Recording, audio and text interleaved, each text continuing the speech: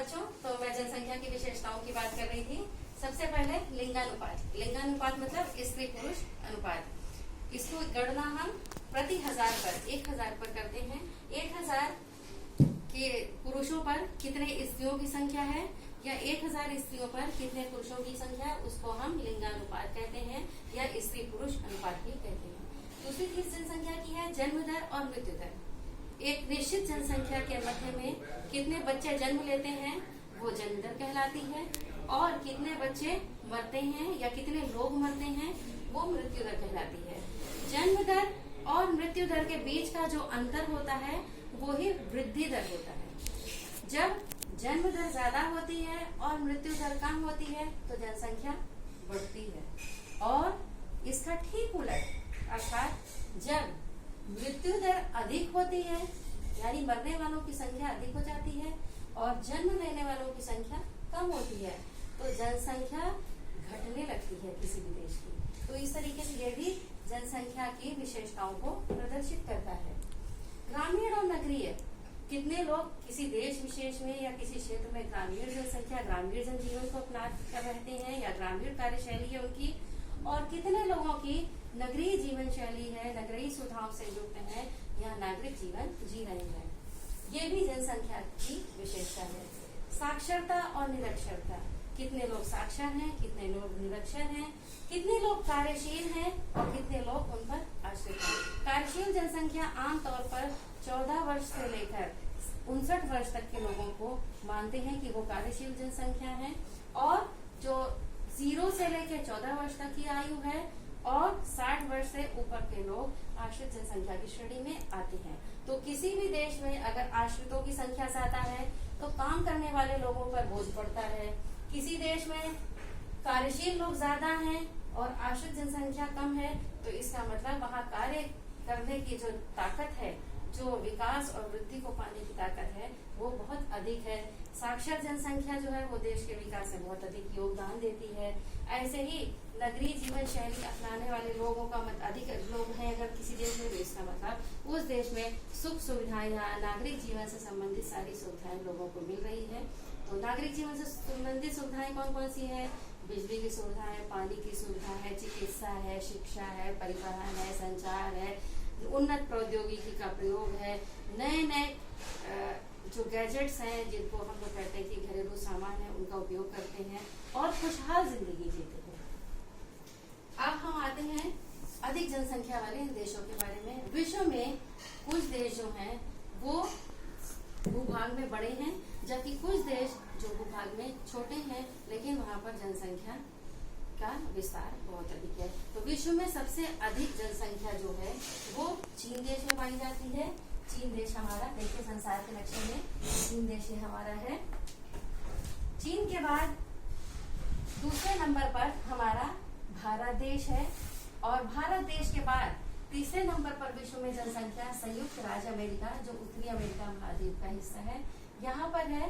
चौथे नंबर पर जो इंडोनेशिया के द्वीप समूह है, इंडोनेशिया के द्वीप समूह पूरे 17,508 द्वीपों का मिलाकर इंडोनेशिया द्वीप समूह है, जिसमें प्रमुख द्वीप है Sumatra, Java, Borneo, Celebes, Papua New Guinea इत्यादि। इन सारे जो छोटे छोटे द्वीप हैं, जो 17,508 द्वीप हैं, इनको मिलाकर एक देश बना हुआ है जिसे इंडोनेशिया कहते हैं।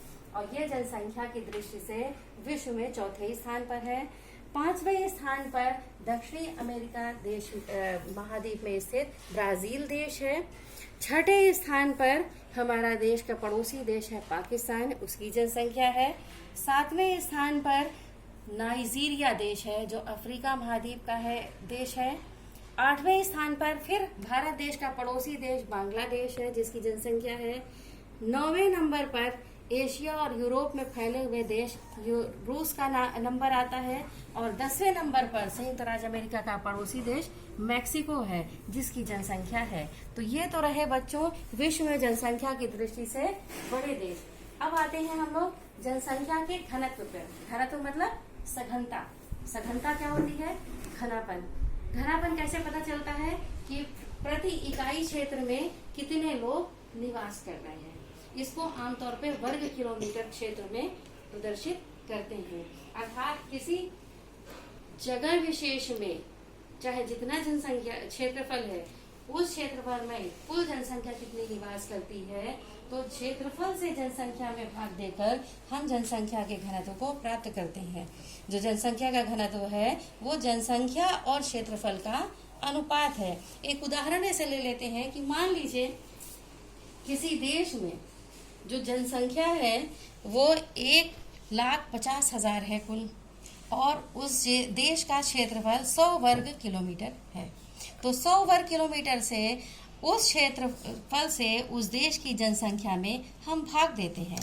जब हम भाग देते हैं तो हम पाते हैं कि वहाँ पर देखिए ये 2 जीरो इस 2 जीरो से कट जाएगा, तो अब कितना बचा 15,000। तो इसका मतलब उस देश में या उस क्षेत्र विशेष में 1500 व्यक्ति प्रति वर्ग किलोमीटर जनसंख्या का घनत्व है। इसे हम लोग इसी प्रकार प्राप्त करते हैं कि प्रति इकाई क्षेत्र में जनसंख्या का घनत्व किस तरह से मिल सकता है।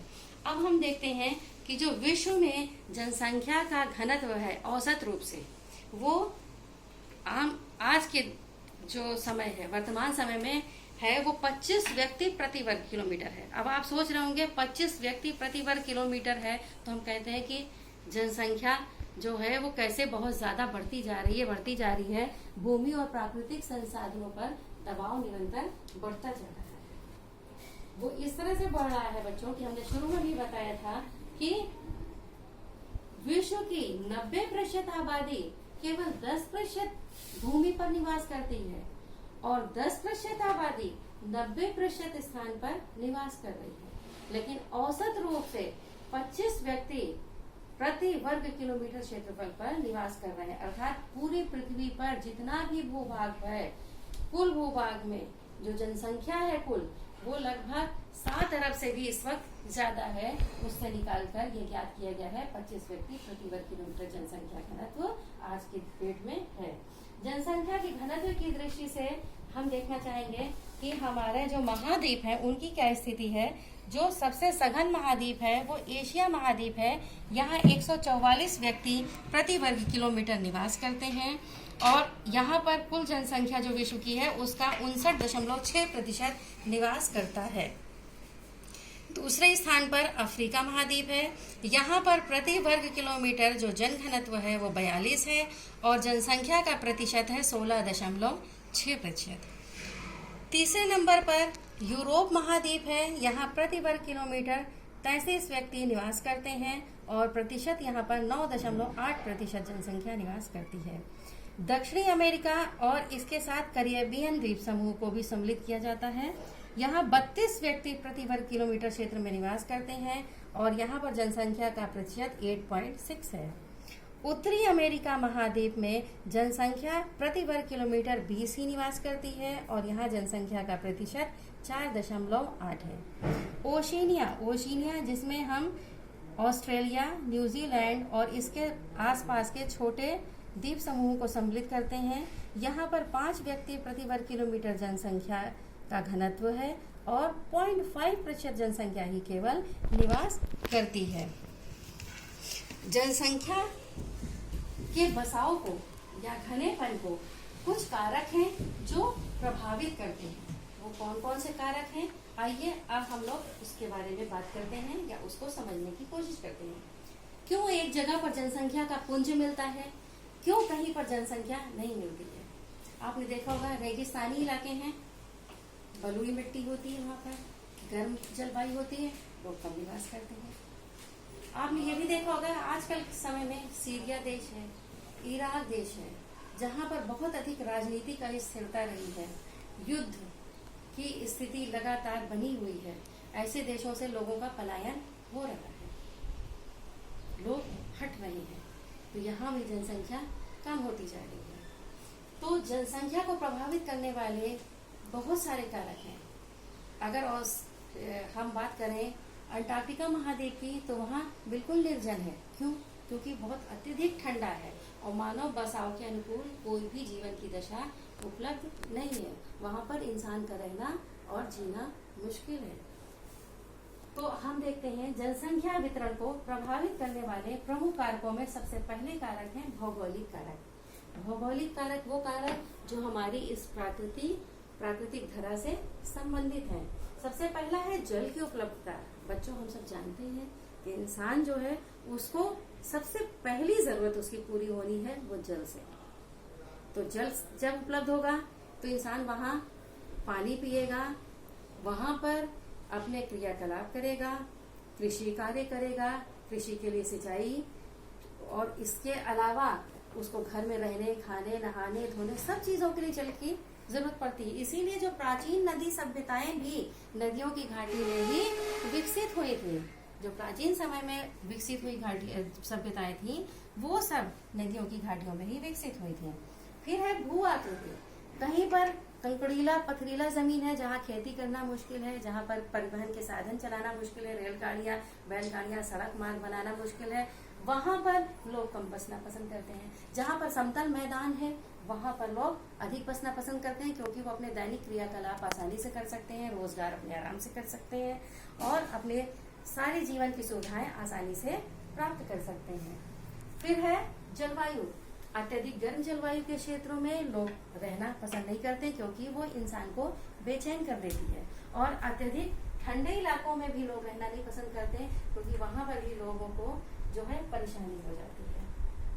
और इसके बाद है मृदाएं। मृदाएं मतलब मिट्टी। अगर उपजाऊ मिट्टी है तो लोग वहां पर खेती करना और उससे जुड़े कार्यकलाप, प्राथमिक द्वितीय क्रियाकलाप आसानी से कर लेते हैं। और अगर वहां पर मिट्टी उपजाऊ नहीं है, उर्वरा शक्ति नहीं है, तो लोग ऐसी बंजर जमीन पर कोई अपने कार्य नहीं कर पाते हैं और उस जगह से चले जाना ही पसंद करते हैं। तो ये हुए जनसंख्या के वितरण को प्रभावित करने वाला भौगोलिक कारक।